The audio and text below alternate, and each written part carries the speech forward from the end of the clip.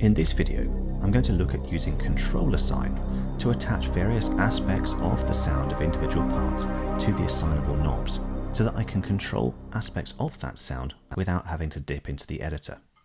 I'm going to be working on the analog shine part, so I'm going to solo and select that part so I can just hear that. We can see that there are already assignments apparently for that part. I don't know what they mean yet, but we'll go and find out. Let's press Edit, which drops us into the editor for the selected part. And if I go to Common, Mod Control and Control Assign, so long as I have Auto Select enabled, I can move any control to see what's assigned to it. So the mod wheel has the LFO amplifier control. Ribbon has cutoff attached. Let's hear that. It's a very small amount of control there. Mod wheel is clearly using the LFO to control the amplifier. And if we touch the assignable knobs, we've got the amount of attack on assign knob 1 for the filter.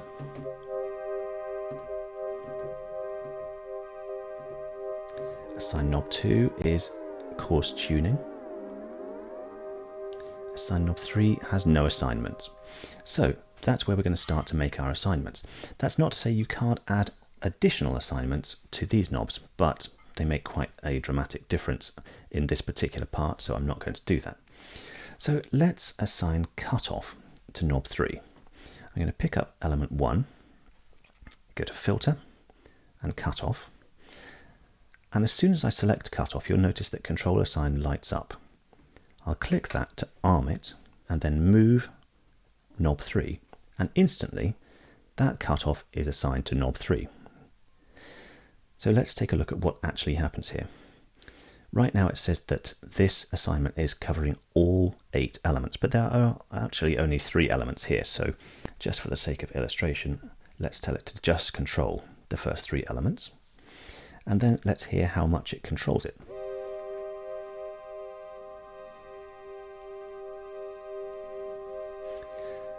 Actually not an awful lot, so let's go and adjust the amount of cutoff for all 3 elements and see if that makes much of a difference.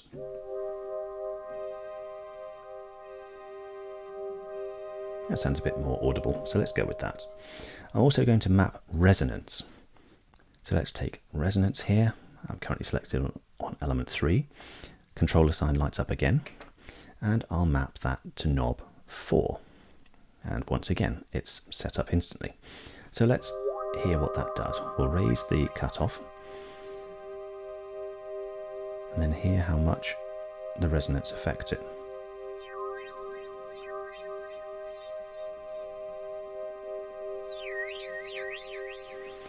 So again, I'm going to want to only affect the first 3 elements, and I think that I've currently got too much there, so let's change the ratio to something a little lower.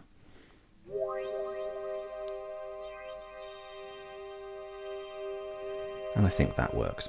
Now, I mentioned in a previous video that the preset performances tend not to use useful labels for their assignments, but I like to label my assignments so I can see what I'm doing, so let's label this now. Resonance for knob 4.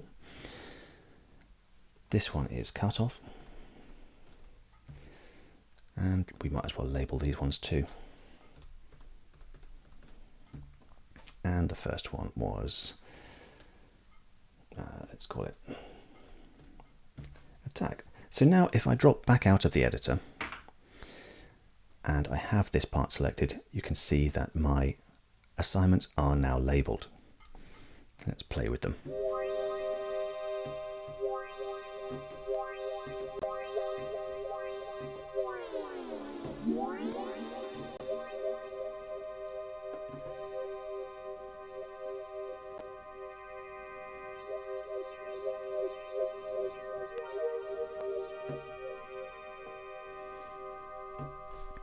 Okay, I'm happy with that. Let's do something for another part. This time, let's work with the bass. I'll drop to Edit again, And once again, let's inspect what actually happens here. Mod wheel has the pitch LFO depth, ribbon has coarse tuning, and then we've got various knob assignments, drive and insert level output for assign knobs 1 and 2. So what shall we do here? Let's do cutoff again, seeing as it's a nice easy one to demo. But this time I'm going to actually use a stacked controller. So assign 1 is currently set to insert B drive. Let's just hear that.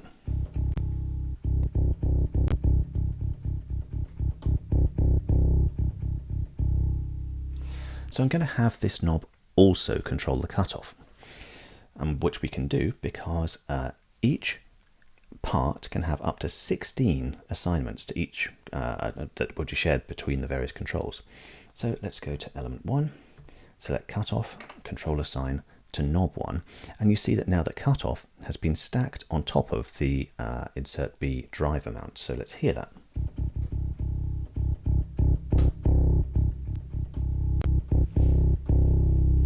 So now this knob is controlling both the cutoff and the drive for that one part. And I'm pretty happy with that. So let's come out of there.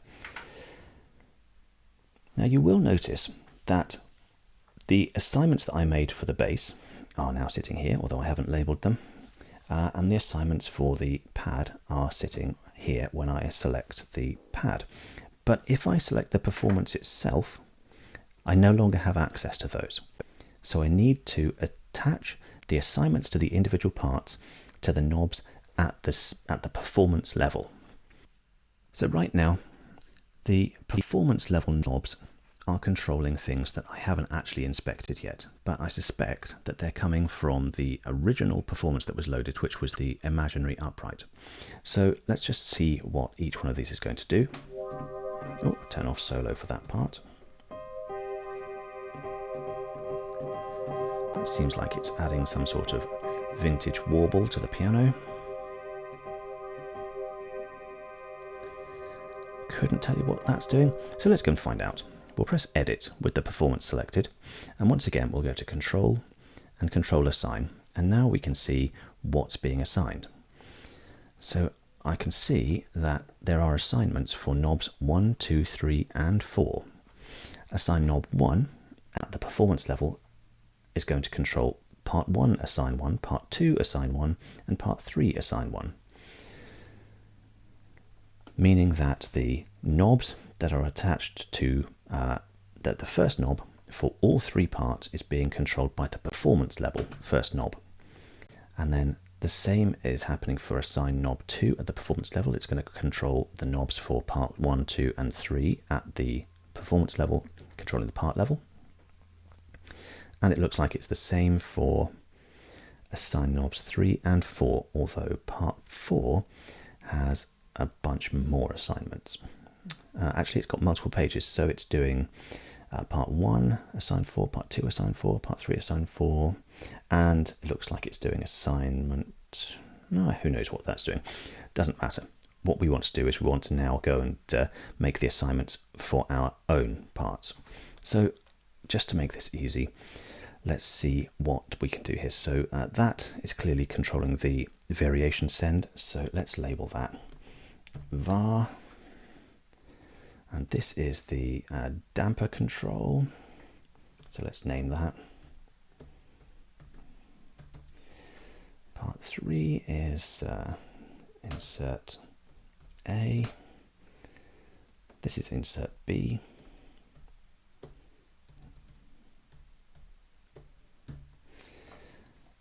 and now we'll move on to our own assignments. So let's just have a quick overview of what we actually want to do.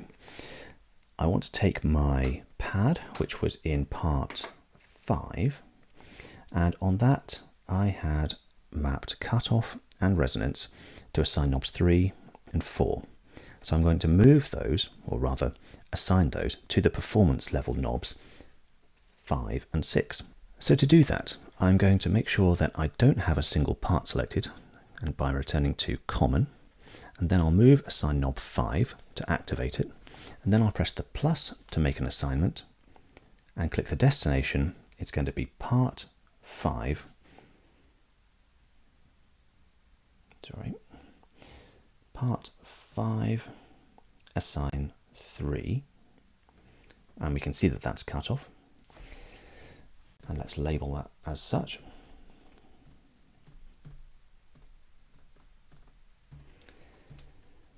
And now I want to take assign knob 6 and do the same with that, but to the 4th assignment for part 5. So here we are, part 5, assign 4, which was resonance, label that. And then I also want to take the new assignment that I made for the bass part and assign that to knob 7. So let's pick up knob 7. And the bass part, if I recall correctly, was part 4. So let's have part 4 assign 1. Was that right? I think so. Assign knob 7. Destination 1 of 2, that's right. So we have the various assignments that are made to this. Let's assign that to destination 2 of 2, because there were 2 assignments made to part 4 assign 1. And I think we're happy with that, so let's do that. Bass cut. Right, I think we're ready. Let's come back to the performance home, and here we are. Now we've got the performance selected, and we can see all of my labels, including the ones that are attached to my new parts. So part 5, knob 5 should be controlling the cutoff for the pad and the resonance for the pad.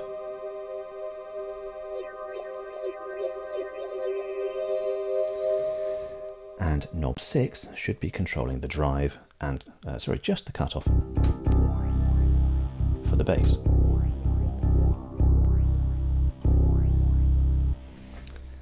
Okay, now we're going to do something really clever. As I mentioned before, the super knob actually is just a macro controller for all of the assignable knobs, and you can set it so that in the left position it can store a position for any number of these controls, and in the right position it can do the same and store another position for these controls. So let's do that now. I'm going to go into motion control and super knob and check that it's currently linked to all 8 knobs, and it is. So at this point I can say that I want the sound for the leftmost position to be a bit of that vintageness, and very little. Let's have loads of cutoff and a little resonance and loads of bass cutoff, and then I will say shift 1 and store those positions to the leftmost position of the super knob. Now I'm going to turn down the vintage warble and turn up that damper thing, whatever it was, raise those, drop the cutoff and the resonance and the bass cutoff, and shift 2 to store that to the second position of the super knob. And now when I move the super knob, you'll be able to see the assignable knobs moving between those 2 positions that we stored. So let's hear that.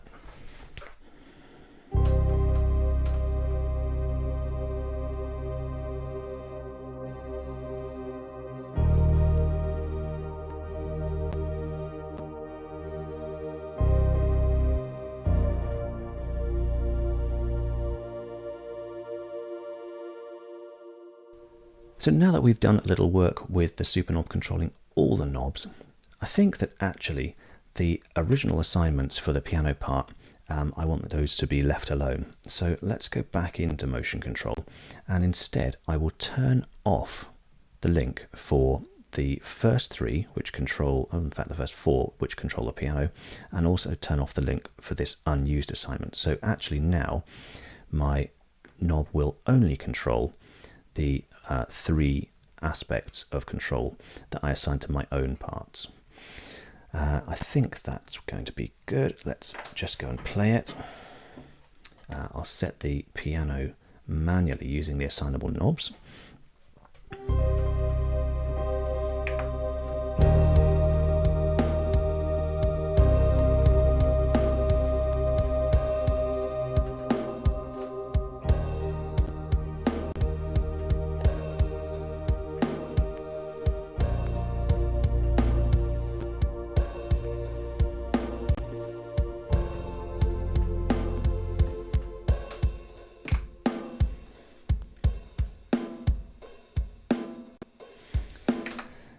Now, if you remember that in the scene video, we were able to control the super knob, we can also do the same with our scenes here. So let's say that in scene 5, I want the super knob to control just those 3 parameters we've just had there.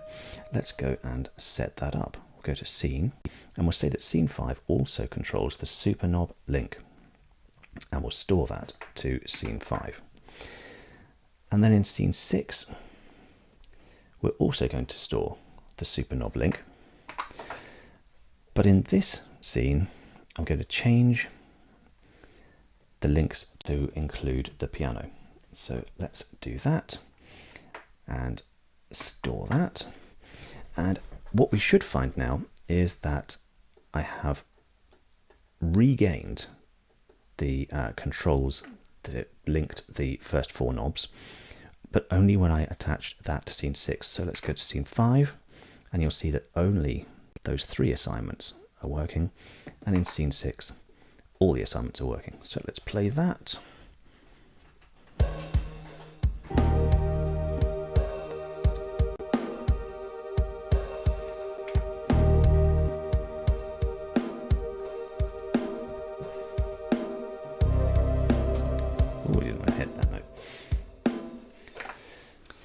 So far we've made assignments to the assignable controls, but there are other controls that we can use. Let's switch back to the performance home and pick up the analog shine part again. And what I want to do is I want to have another part of this sound that will raise the pitch by a 1/5, but only when I use aftertouch. So let's go and edit that and listen to the various elements that we've got. Let's mute elements 2 and 3. That's element 2. And let's hit element 3. Now this has no sound, and that would be because it only sounds with assign switch 2 on. So we don't want that one. So let's go to element 1 and copy that. We'll go Shift, Edit, and we'll copy element 1 to element 4. And now we've got a perfect copy of element 1 sitting in element 4, and then we'll increase the pitch of that by 7 semitones to make a 5th interval. But what I want to do is, oh no, we've done the wrong element there. Let's do element 4 up by 7. But I only want that to work when I go into aftertouch. So let's reduce the value of that so it doesn't sound at all, and with level selected, control assign lights. I'll press control assign, and just as I would move one of the knobs to assign the control to that knob, I can dig into aftertouch and the assignment is made there. And there it is. That sounds a little bit harsh, so let's change the shape of the curve to be more ease in. And we'll make sure that that only affects element 4.